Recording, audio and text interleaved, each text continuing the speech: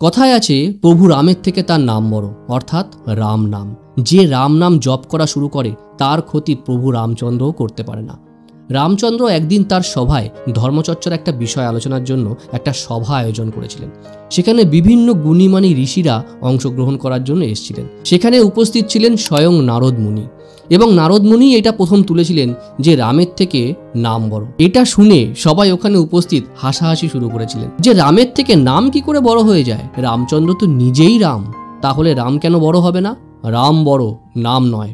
নারদ মুনি ভীষণ অপমানিত বোধ করে ওখানে উপস্থিত সবাইকে বলে দিলেন, আমি এই অপমানের যোগ্য উত্তর দেব এবং আমি এটা প্রমাণ করেই ছাড়ব যে রামের থেকে তার নাম রাম নাম বড়। এটা বলে সে ওখান থেকে চলে গেলেন। 6ই এপ্রিল 2025 রামনবমী। তাই ভাবলাম রামনবমীর এই শুভক্ষণে রামেরই একটা গল্প আপনাদের সাথে শেয়ার করি। রামের এক অলৌকিক গল্প, যে রাম বড় নাকি নাম বড়। নমস্কার, আমি সুজিত। আজকের গল্পে আপনাকে স্বাগত। গল্পটা হচ্ছে সেই সময় যখন নারদ মুনি ওখান থেকে বেরিয়ে চলে গেলেন।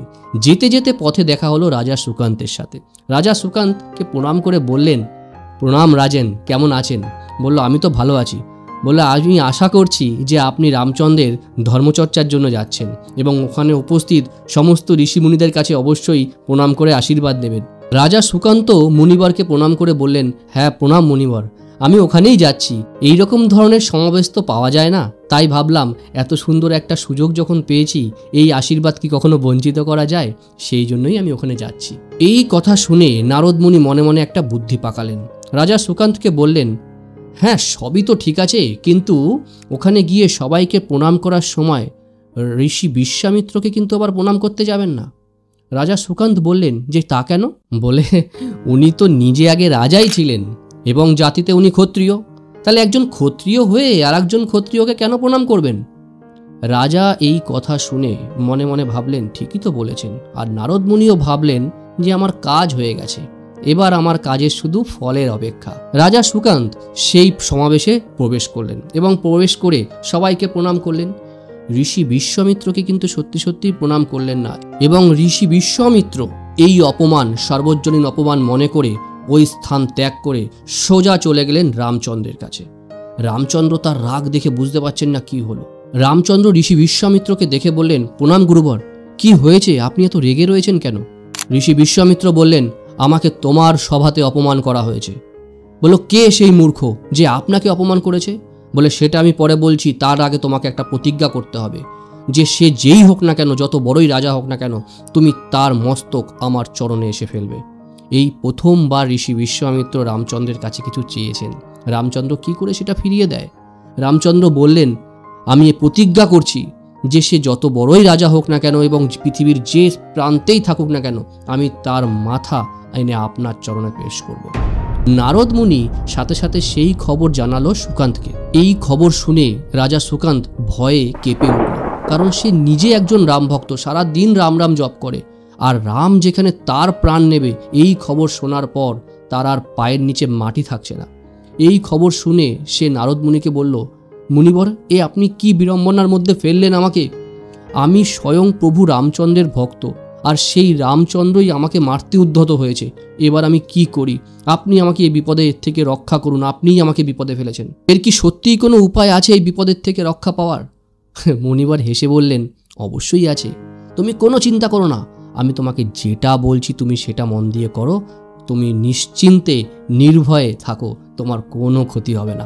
নারদ মুনি রাজা সুকান্তকে বলল, তুমি এখন থেকে রাম নাম জপ করা শুরু করো এবং কাঁদতে কাঁদতে মাতা অঞ্জনী দেবীর কাছে চলে যাও। অঞ্জনী দেবীর কাছে গিয়ে সবটা খুলে বলো যে তোমার প্রাণের সংশয় রয়েছে। আমি কথা দিচ্ছি তোমার কোনো ক্ষতি হবে না, কারণ মাতা অঞ্জনী কিন্তু মহাবীর হনুমানের মা। সুতরাং তুমি যদি তার শরণাপন্ন একবার হতে পারো, তুমি নিশ্চিত এবং নির্ভয় থাকো, তোমার ক্ষতি এই বিশ্বব্রহ্মাণ্ডে কেউ করতে পারবেন না। কিন্তু এর পেছনে দুটো শর্ত রয়েছে। প্রথমত, আপনাকে কে হত্যা করতে চাইছে এই কথা মাতা অঞ্জনী দেবীকে জানাবেন না। আর দ্বিতীয়ত, আমি যে আপনাকে এই বুদ্ধি দিয়েছি এইটা একদম বলা যাবে না। রাজা সুকান্তের কাছে আর কোনো উপায়ও নেই, সাথে সাথে চলে গেল মাতা অঞ্জনী দেবীর কাছে এবং সেখানে কাঁদতে কাঁদতে যখন তার বাড়ির সামনে রাম নাম জপ করছিলেন, সেই শব্দ শুনে মাতা অঞ্জনী দেবী ঘরের বাইরে এসে দেখছেন যে রাজামশাই ওখানে বসে বসে কাঁদছে। রাজা সুকান্ত মাতা অঞ্জনী দেবীকে দেখেই সাথে সাথে তার পা জড়িয়ে ধরলেন এবং বললেন, মাতা আপনি আমাকে রক্ষা করুন। তখন মাতা অঞ্জনী দেবী বললেন, কি হয়েছে রাজেন তোমার? তুমি চিন্তা করো না, তুমি আমার শরণাপন্ন, তুমি বলো কি হয়েছে। বলছে, আপনি আমাকে রক্ষা করতে পারেন, আমার প্রাণের ভীষণ সংশয়, আমাকে একজন হত্যা করতে চাইছে। বলে, তুমি আগে সুস্থ হও, আগে শান্ত হও, তুমি কোনো চিন্তা করো না, আমি তোমাকে অভয় বরদান দিলাম। তুমি এক কাজ করো, তুমি আমার মহলে আসো। মাতা অঞ্জনী দেবী রাজা সুকান্তকে আশ্রয় দিলেন এবং তার সাথে তার খাওয়া দাওয়া বন্দোবস্ত করলেন এবং তার মহলেই তাকে জায়গা দিলেন। বলো, তুমি এখানে নিশ্চিন্তে থাকো। এবং বীর হনুমানকে সন্দেশ পাঠানো হলো। হনুমান সেই সন্দেশ শুনে সাথে সাথে দৌড়ে দৌড়ে এসছে মাতা অঞ্জনী দেবীর কাছে। মাতা বললেন যে আমি একজনকে আশ্রয় দিয়েছি, যে করেই হোক তার প্রাণ রক্ষা করতে হবে এবং এর উত্তরদায়িত্ব আমি তোমাকে দিলাম। তুমি আমাকে কথা দাও, যে কোনো প্রকারে তুমি কিন্তু সেই রাজার প্রাণ রক্ষা করবে। হনুমানও তো সেই রকম, মা বলেছে একটা কথা, সেই কথা কি না রেখে পারা যায়? সাথে সাথে হনুমান প্রতিজ্ঞা করে ফেললেন যে আমি আমার প্রভু শ্রী রামের নামে প্রতিজ্ঞা করছি, যাই হোক না কেন আর যেই হোক না কেন এই রাজার কেউ কোনো ক্ষতি করতে পারবে না। এইটা বলে রাজা সুকান্তের সাথে হনুমান দেখা করতে চলে গেলেন। বলল, রাজেন প্রণাম নেবেন আমার, আপনি বলুন কি হয়েছে, কে আপনাকে মারতে উদ্ধত হয়েছে? হনুমানকে দেখে রাজা সুকান্ত বলল, আর বলবেন না মহাবলী, আপনি শুনলে অবাক হবেন, আমাকে মারতে চেয়েছে আমাদের আরাধ্য দেবতা প্রভু শ্রী রাম। এটা শুনে হনুমানের মাথায় যেন পাহাড় ভেঙে পড়ল। হনুমান বলল, কি বলছেন কি আপনি? বলছে, হ্যাঁ, আমার প্রভু শ্রী রাম আমাকে মারতে চেয়েছে, এবার আমি কি করব বলুন। এটা শুনে হনুমান বললেন যে এটা হতেই পারে না, প্রভু শ্রী রাম সবসময়ের জন্য দয়ালু, তার ভক্তকে সে সবসময়ের জন্য রক্ষা করে, আপনি ওনার পরম ভক্ত, কি করে আপনাকে হত্যা করতে পারে? বলো, ঠিক আছে, আপনি চিন্তা করবেন না, আমি প্রভু রামের সাথে নিজে গিয়ে অনুরোধ করব এবং আমি আশা রাখছি প্রভু শ্রী রাম আপনার প্রাণ রক্ষা করবে। এই বলে সাথে সাথে রামচন্দ্রের কাছে চলে গেলেন। হনুমান গিয়ে সব কিছু জানায়। হনুমানের কথা শুনে রামচন্দ্র বলে, আমার কিছু করার নেই হনুমান, আমি কথা দিয়েছি আমার গুরুদেবকে এবং এই কথা আমার যতক্ষণ আমার দেহে প্রাণ রয়েছে আমাকে রাখতেই হবে, কারণ আমি আমার ধর্ম থেকে বিরত থাকতে পারবো না। বলে, আমি এখন কি করব প্রভু? আমিও তো সেই একই ধর্ম সংকটে পড়েছি, আমি আমার মাতাকে বচন দিয়েছি, আমি আমার মাতাকে কথা দিয়েছি এবং শুধু তাই নয়, আমি আপনার নামের প্রতিজ্ঞা করেছি, আমার প্রাণ থাকতে এ নাম আমি খণ্ডাতে পারবো না, তাতে যদি আমার প্রাণ যায় যাক। তখন রামচন্দ্র বলল, হ্যাঁ, এ সত্যিই এক বিপদ, কিন্তু কিছু করার নেই, আমাদের যে করেই হোক যুদ্ধ করতেই হবে। প্রভু রামের কাছ থেকে যুদ্ধের এই কথা শুনে হনুমান মনে মনে বড্ড ব্যাহত হলো এবং বলল, তাহলে প্রভু এবার আমি কি করব? এর সমাধান কি করে হবে? বলল, যে প্রশ্নের উত্তর তোমার কাছে বা আমার কাছে থাকবে না, সেই সমাধান আমাদের আরাধ্য দেবতা মহাদেবের উপরেই ছেড়ে দেওয়াই ভালো। আমরা আশা রাখি উনি নিশ্চয়ই এর সমাধান করবেন। কালকে যুদ্ধক্ষেত্রে দেখা হচ্ছে। বলল, ঠিক আছে, কালকে যুদ্ধক্ষেত্রে দেখা হবে। সকাল সকাল হনুমান রাজা সুকান্তকে নিয়ে চলে গেল যুদ্ধক্ষেত্রে। যুদ্ধক্ষেত্রে গিয়ে সুকান্তকে বলল, রাজেন, আমি আপনাকে যেটা বলছি সেটা মন দিয়ে শুনবেন। আপনি এখানে বসে চোখ বন্ধ করে প্রভু শ্রী রামের নাম জপ করবেন এবং যতক্ষণ আমি আপনাকে না বলবো আপনি চোখ খুলবেন না। এটা বলে বজরংবলী রাজা সুকান্তের পাশে একটা রামের বলয় তৈরি করে দিলেন। রামচন্দ্র যথাসময় লক্ষণকে নিয়ে হাজির যুদ্ধক্ষেত্রে। এসেই সে রাজা সুকান্তকে দেখে কোনো কথা না বলে সাথে সাথে তীর বের করে তীর ধনুক চালিয়ে দিলেন রাজা সুকান্তের উপর। কিন্তু অবাক কাণ্ড, রামের একটা তীর সেই রাম বলয় ভেদ করে রাজা সুকান্তের গায়ে লাগলো না। রাম এটা দেখে আরও রেগে গেলেন। রামচন্দ্র আরও তীর ধনুক চালিয়ে দিল, আরও তীর বর্ষণ করলো সেই বলয়ের উপর। কিন্তু কি অবাক কাণ্ড, একটা তীর গিয়ে সেই রাজা সুকান্তকে বিদ্ধ করতে পারল না। এটা দেখে রামচন্দ্র বললেন, লক্ষণ, এটা কি হচ্ছে? আমার তীর কেন রাজা সুকান্তকে আঘাত করতে পারছে না? লক্ষণ বললেন যে, দাদা, আপনার ভক্ত হনুমান বড্ড চতুর, ও আপনার নামেরই একটা বলয় তৈরি করেছে রাজা সুকান্তকে রক্ষা করার জন্য। এটা শুনে রামচন্দ্র বললেন, এটা কেমন কথা হলো লক্ষণ? আমি রাম, আমার নাম হচ্ছে রাম, আমার নামের বলয় হনুমান তৈরি করেছে আর আমার তীর সেই বলয়কে ভেদ করতে পারছে না, এটা হয় নাকি কখনো? বলে, আপনার নামের যা মহিমা এটা হয়তো আপনি জানেন না, কিন্তু আপনার ভক্ত হনুমান এটা ভালোই জানে, সেই জন্য আপনার নামেরই বলয় তৈরি করেছে রক্ষার জন্য। বলে, এটা কেমন কথা? বলল, হ্যাঁ। বলে, তাহলে এখন উপায়? তাহলে এখন একটাই উপায়, যে এই বলয়ের রক্ষক সেই রক্ষককে আগে হত্যা করতে হবে, অর্থাৎ হনুমানের উপরে আপনাকে আগে তীর বর্ষণ করতে হবে। বলে না, এটা আমি কখনোই করতে পারবো না, একজন নির্দোষকে আমি কখনোই হত্যা করতে পারবো না, এটা ক্ষত্রিয় ধর্মের বিপরীত, এটা আমি পারবো না করতে। বলে আপনি যদি না পারেন, আপনার বচনের জন্য, আপনার কথার জন্য এটা আমাকেই করতে হবে। লক্ষ্মণ আর দেরি না করে সাথে সাথে তীরধনুক বার করে হনুমানের উপরে চালিয়ে দিলেন। কিন্তু অবাক কাণ্ড, কিছুক্ষণ পর লক্ষ্মণের পাশে থাকা রামচন্দ্র ততক্ষণে মাটিতে লুটিয়ে পড়েছে এবং রামচন্দ্রের বুক থেকে তখন রক্ত ফিনকি দিয়ে বেরোচ্ছে। এটা দেখে লক্ষ্মণ ঘাবড়ে গেলেন। সাথে সাথে সেখানে উপস্থিত হলেন ঋষি বিশ্বামিত্র।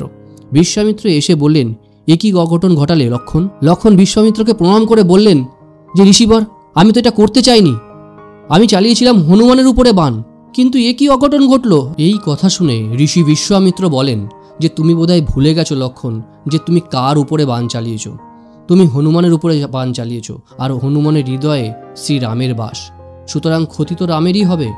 এই কথা বলার পরে ঋষি বিশ্বামিত্র বলেন, রাম তুমি উঠে পড়ো, এটা ঠিক হচ্ছে না। আমার ক্রোধের জন্য একজন ভক্তের সাথে একজন ভগবানের এই যে যুদ্ধ, এটা আমি আর দেখতে পারবো না। আমি তোমাকে অনুরোধ করছি, তুমি রাজা সুকান্তকে ক্ষমা করে দাও। আমি ওকে ক্ষমা করলাম এবং তুমি তোমার বচন ফিরিয়ে নাও। ঋষি বিশ্বামিত্রের এই কথা শুনে হনুমান, রামচন্দ্র এবং রাজা সুকান্ত হেসে ফেললেন এবং ভাবলেন যে যাক, এই যুদ্ধ কোনো রকমভাবে এড়ানো গেল। এবং এটা বলার সাথে সাথে হনুমান যে রামচন্দ্রের গ্রামের যে বলয় তৈরি করেছিলেন সেই বলয় উঠিয়ে দিলেন এবং সাথে সাথে রাজা সুকান্ত দৌড়ে এসে ঋষি বিশ্বামিত্র চরণ ধরে আগের দিনের যে কাজ করেছিলেন উনি, সেই কাজের জন্য ক্ষমা চাইলেন এবং সাথে এও বললেন, ঋষিবর আপনি আমাকে ক্ষমা করুন, বিশ্বাস করুন আমি এটা করতে চাইনি, আমাকে নারদ মুনি এটা করতে বলেছিলেন। তখন বলল, নারদ মুনি? তিনি কেন এরকম বললেন? সাথে সাথে তখন ওখানে নারদ মুনিও উপস্থিত হলেন। নারদ মুনি এসে ঋষি বিশ্বামিত্রকে প্রণাম করে বললেন, কি করব মুনিবর বলুন। আগের দিন এই সভায় আলোচনা হচ্ছিল যে রাম বড় না নাম বড়, কিন্তু আমার প্রভুর নাম তো সবসময়ের জন্যই বড়, সে আপনিও ভালো করে জানেন। তাই আজকে রামের সাথে রামের নামের যুদ্ধ ঘটিয়ে দিলাম, আর যুদ্ধে প্রমাণিত হলো যে রামের থেকে তার নাম বড়। এর থেকে কি আর বড় প্রমাণ লাগবে? বন্ধুরা, গল্পটা ভীষণ ছোট, কিন্তু এই গল্পের মাহাত্ম্য অনেক বড় এবং এই গল্পটা আমাদের অনেক কিছু শিক্ষা দেয়। প্রথমত নারদ মুনি যখন রাজা সুকান্তকে বলেছিলেন যে আপনি সবাইকে প্রণাম করলেও ঋষি বিশ্বামিত্রকে কিন্তু প্রণাম করবেন না, তার বুদ্ধি নষ্ট করল, কিন্তু নিজের বুদ্ধিতে সবসময়ের জন্য কাজ করা উচিত। অন্যের কথায় কান না দিয়ে আপনার মনে যা ইচ্ছা আছে, ওই যে কথায় আছে না যে নিজের বুদ্ধিতে ঠকাও ভালো, সুতরাং সবসময় যা কাজই করুন না কেন আপনি নিজের বুদ্ধিতে করবেন। দ্বিতীয়ত, যখন দেখবেন যে আপনি বিপদে পড়ে গেছেন, আপনার আর সেখান থেকে উদ্ধার হওয়ার কোনো রাস্তা নেই, সব সময়ের জন্য আপনি আপনার আরাধ্য দেবতার উপরে ভরসা রাখবেন। ঈশ্বর সব সময় আপনাকে রক্ষা করবেন, শুধু মনের ভেতর থেকে, অন্তরের ভেতর থেকে আপনার ভক্তিটা আসা চাই, ভক্তি থাকতে হবে এবং তাকে বিশ্বাস করতে হবে। এই দুটো যদি জিনিস আপনি রাখতে পারেন আপনার অন্তরে, তাহলে সমস্ত বিপদ থেকে আপনি মুক্তি পাবেন। আজকে 6 এপ্রিল রামনবমী, আর এই রামনবমীর শুভ তিথিতে এই ভিডিওটা আপনাদের সাথে শেয়ার করতে পেরে আমি সত্যিই ধন্য হলাম। এই ভিডিওটা সমস্ত সনাতনী ভাই বোনদের সাথে এবং সমস্ত রাম ভক্ত এবং হনুমান ভক্তদের সাথে অবশ্যই শেয়ার করবেন। আর রামনবমীতে ভালো থাকুন, সুস্থ থাকুন, এই শুভকামনা দিয়ে আজকের ভিডিওটা এখানেই শেষ করব। আজকে অনেক জায়গায় রামনবমীর শোভাযাত্রা বেরোবে, চেষ্টা করবেন রামনবমীর শোভাযাত্রাতে শান্তি শৃঙ্খলা বজায় রেখে শোভাযাত্রায় অংশগ্রহণ করা। আর সবচাইতে বড় ব্যাপার যেটা, সেটা হচ্ছে মানব ধর্ম। মানব ধর্মকে কখনো ভুলবেন না। মানুষের সাথে থেকে, মানুষের পাশে থেকে মানুষের ভালোর জন্য কাজ করুন, দেখবেন ঈশ্বর আপনার ভালো করবে। সমস্ত গীতা থেকে শুরু করে, কোরআন থেকে শুরু করে, বাইবেল থেকে শুরু করে সব কিছুতে কিন্তু এটাই লেখা আছে যে মানব ধর্মের থেকে কিন্তু বড় ধর্ম আর কিছুই নয়। আমরা জাতপাতের নামে নিজেদেরকে শুধু বিভক্ত করেছি, কিন্তু আমাদের শরীরের ভেতরে রক্তটা কিন্তু লাল। সবাই ভালো থাকুন, সুস্থ থাকুন, এই বলে আজকের গল্পটা এখানেই শেষ করব। শেষ করার আগে সবসময় যেটা বলি, মা বাবার আশীর্বাদ, ঈশ্বরের আশীর্বাদ আর আপনজনের আশীর্বাদ নিয়ে এমন কিছু কাজ করুন যেটা থেকে সবাই আপনার মতো করতে চাইবে, কারণ জীবন তো একটাই। জয় শ্রীরাম, জয় হনুমান।